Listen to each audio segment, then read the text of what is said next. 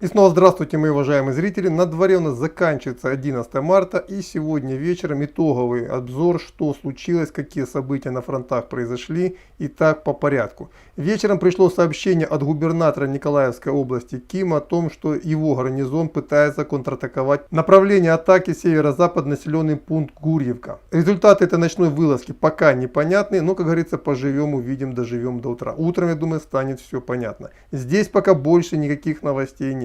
По Мариуполю, в целом ситуация постепенно проясняется. Очень похоже, что с запада и с востока две атакующие город группировки народной милиции ЛНР пытаются разрезать его на три части, изолировать оставшийся гарнизон в трех отдельных частях города. Понятно, это в первую очередь Азовсталь, также северный район города и в районе аэропорта, чтобы потом по очереди его добить. И судя по той скорости, с которой они сегодня продвигаются, расчленение группировки на 2 либо 3 части стоит ожидать примерно послезавтра. Завтра, думаю, еще не успеет, но послезавтра расчленение может быть. И добивание этих группировок будет продолжаться еще на протяжении не одного дня. То есть бои за город, я думаю, будут продолжаться не менее чем неделю. Что у нас дальше? По Волновахе. Утром была информация, думаю, все уже ее знаете, что Волноваху взяли. Сейчас российские войска наступают в район западнее Угледара и в район Курахова. Пока новостей о боях в этом районе у меня нет, надеюсь, появятся к утру. На Чугуевско-Изюмском направлении две новости. Новость первая, это возобновились бои за Изюм. То есть в южной части города, те части ВСУ, которые засели, они за последние 2 суток, потому что было гуманитарное перемирие, перегруппировались, получили передышку. И сегодня вечером российские войска вновь предприняли попытку их добить. Результатов тоже пока нет, но я думаю, с учетом той ожесточенности, с которой были бои в Волновахе, я думаю, за один день их там не добьют. Там сражаются остатки 81-й десантно-штурмовой бригады, одной из самых боеспособных подразделений ВСУ. И потому зачистка Изюма будет не менее ожесточенной, чем зачистка Волновахи, которая, по сути, на сегодняшний день превратилась в руины Сталинграда, только в миниатюре.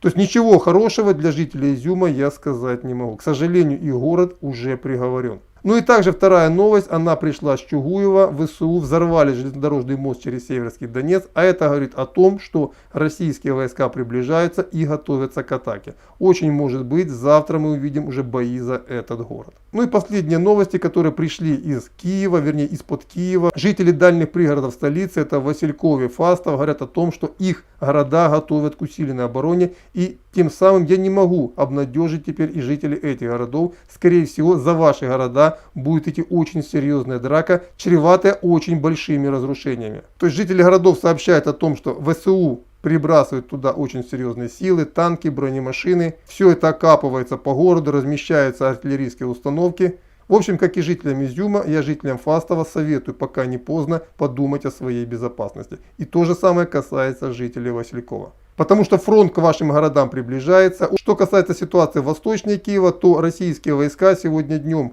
штурмовали город Гоголев. Это небольшой городишко в нескольких километрах от Броваров. Я многократно проезжал в свое время через него. И очень похоже, что российские войска его сегодня взяли. И также они продвигаются на юг, медленно, но уверенно продвигаются на юг, в трассе Киев-Харьков. Подчеркиваю, почему здесь очень медленное продвижение, потому что все населенные пункты, которые занимаются российскими войсками, они сразу же зачищаются. То есть здесь российские войска, как на западе, так и на востоке от Киева, перешли к новой тактике. Если они уже занимают какой-то населенный пункт, то они сразу его зачищают, чтобы не было там никакой партизанщины. Отсюда и низкие темпы продвижения.